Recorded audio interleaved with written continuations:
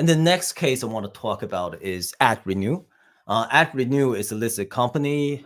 Probably not a lot of people have heard of them, but they do great things.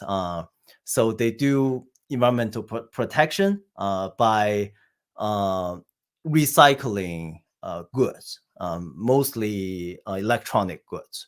And they're listed on the New York Stock Exchange. So their story was, before they were trying to design their data architecture, right? They had two choices. So the first one is they have Hive, that's all of their data.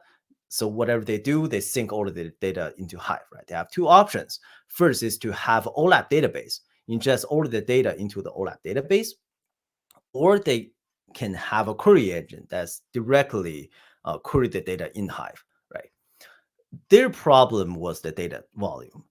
They have hundreds of terabytes of data per day, and for some table, they store the data up to 5 years. So that's a stupid amount of data and just not really acceptable to ingest that volume into a data warehouse and store it there, right? And also another problem there is that the queries often scan half of the entire data set, half the entire table. So they cannot really do hot cold separation when like half the data is hot, right?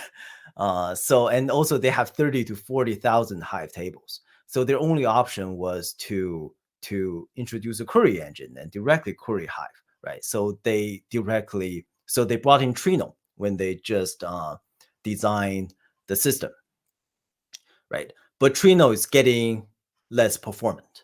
And then they tested StarRocks. According to their test on the TPC-DS benchmark test, with the same hardware and querying the same data, StarRocks is 16 or close to 17 times more performant than Trino under 20 parallel queries, under 20 concurrency, right?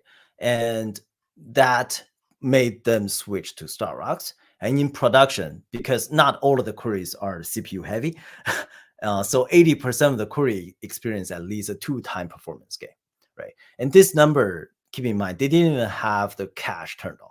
So they're planning to do that. And when they do that, it's going to be even more of a boost.